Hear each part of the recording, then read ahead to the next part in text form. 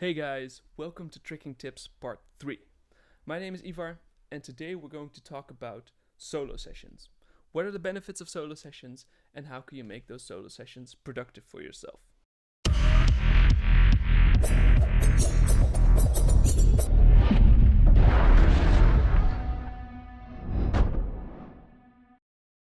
Seeing as we're all stuck in quarantine or lockdown for the foreseeable period, it's a good time to talk about solo sessions.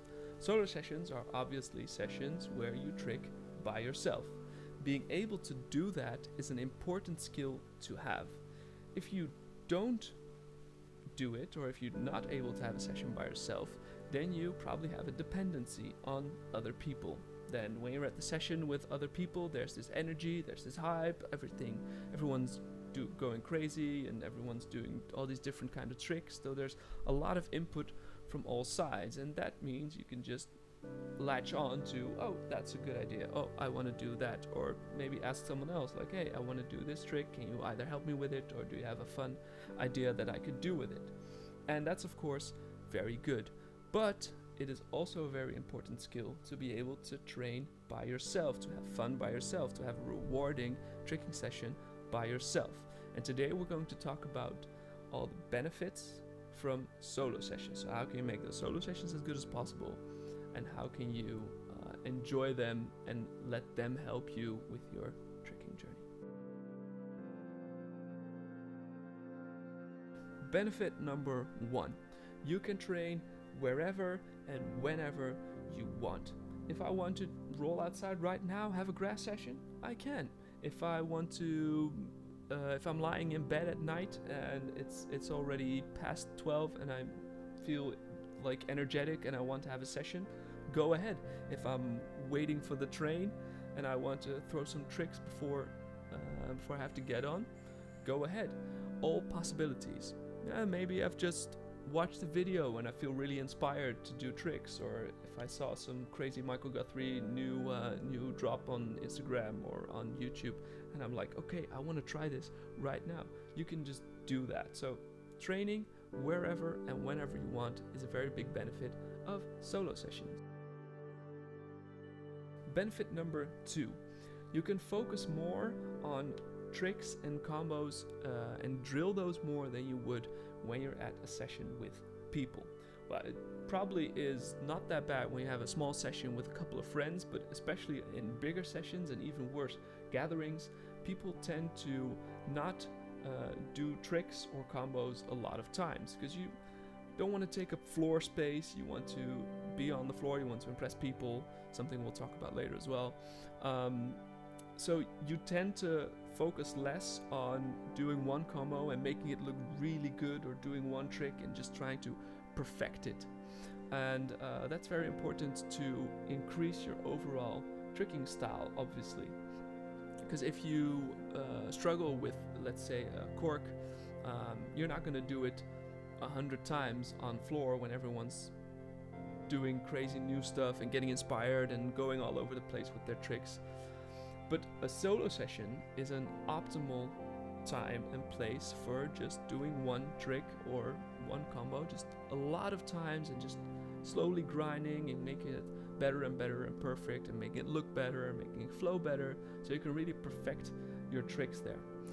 For instance, I had a session yesterday of an hour, maybe an hour and a half, where I only trained cork swings and aerial front swing gumby. That's all I did for an entire hour, hour and a half. Just because I'm in a solo session, don't have to listen to anyone else, can just focus only on me and what I want to do and what I want to be better at. Benefit number 3, there's no waiting. You can choose your own frequency, your own tempo to trick.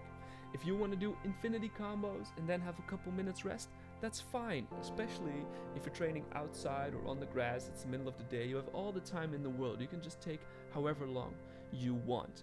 If you want to have short pauses every time and just do one trick again and again and again, just to drill that, to get that one very good and to improve it as much as possible.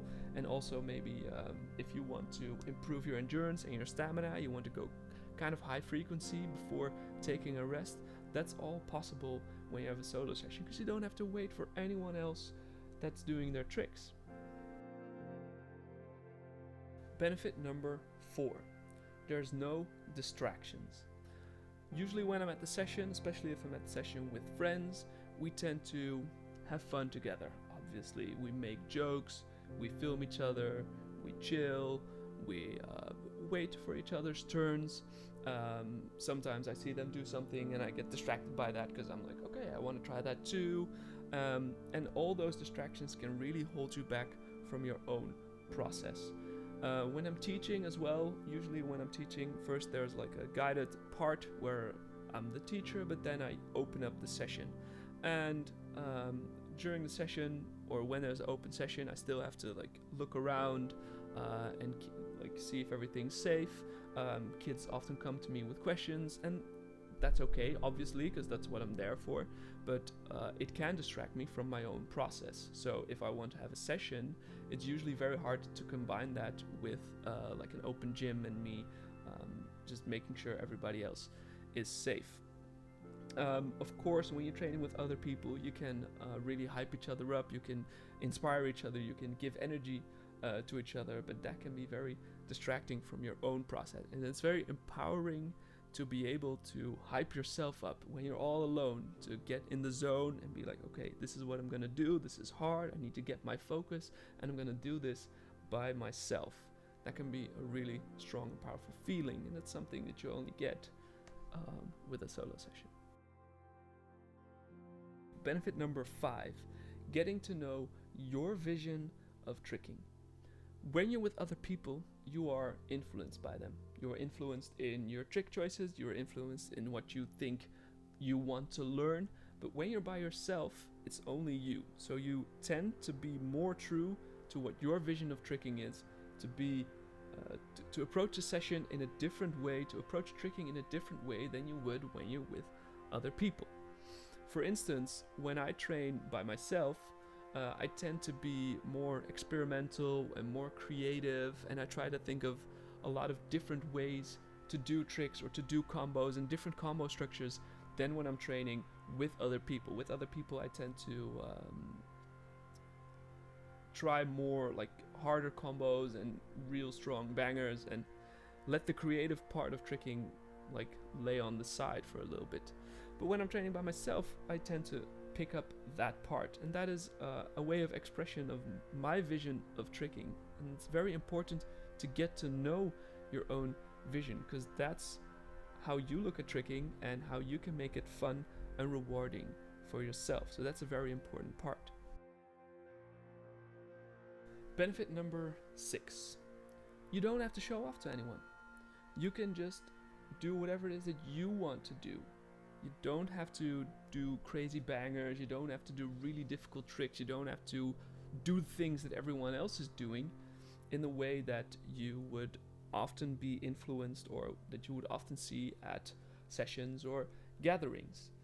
People sometimes tend to do dumb things when they're pressured by other people, and you don't have to show off to anyone when you're by yourself.